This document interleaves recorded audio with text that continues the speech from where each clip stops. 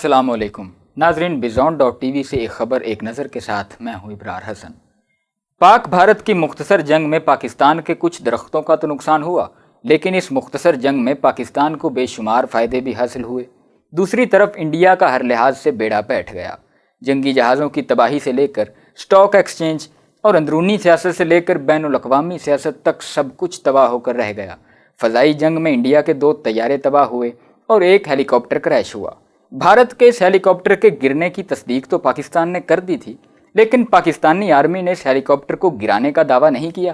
ویسے بھی پاک آرمی دعووں کی شوقین نہیں، جیسے کہ بھارت درخت گرا کر پوری دنیا میں 300 دہشت گردوں کو مارنے کا ڈھنڈورا پیٹ رہا ہے۔ لیکن سوال یہ پیدا ہوتا ہے کہ اگر پاکستان نے یہ ہیلی کاپٹر نہیں گرایا تو پھر کس نے گرایا؟ پاکستانی انٹیلیجنس اس راز کو فاش کرنے میں کوشاں تھی۔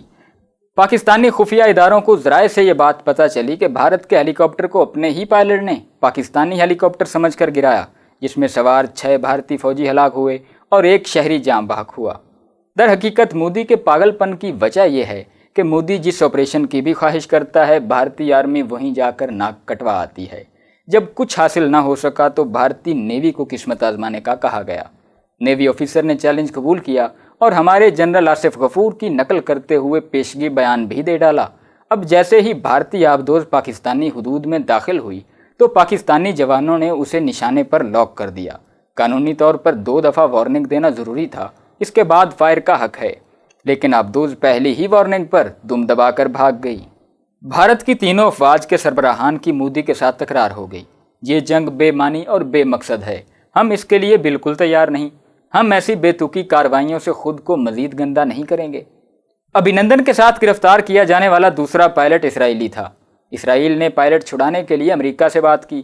ٹرمپ نے پاکستان سے مطالبہ کیا کہ پائلٹ کو رہا کر دے اور اس کے بدلے بہت سی آفرز بھی کیں، لیکن عمران خان نے صاف انکار کر دیا، جس کی وجہ سے عمران خان کو سخت الفاظ سننا پڑے۔ عمران خان نے کہا کہ ہم خون کے آخری قطرے تک مقابلہ کریں گے اور عزت اور غیرت سے جئیں گے۔ اس پر امریکہ کو مایوسی ہوئی۔ دوسرے دن عمران خان نے اسمبلی میں تقریر کی اور کہا، میں بہادر شاہ ظفر نہیں بنوں گا، اس ملک کا ہیرو ٹیپو سلطان ہے۔ جب حالات اس طرح پیچیدہ ہوئے تو اسرائیل نے بھارت سے مل کر اپنا میزائل پلان بنایا۔ اصل میں اسرائیل اپنی عزت بچانے کے لیے بھارت کے کندھے پر بندوق رکھ کر چلانا چاہتا تھا، لیکن ISI نے یہ منصوبہ وقت سے پہلے ہی بے نقاب کر دیا اور اسرائیل کو پیچھے ہٹنا پڑا۔ بھارت کی پٹائی دیکھ کر اسرائیل کو اپنی فکر لاحق ہوئی۔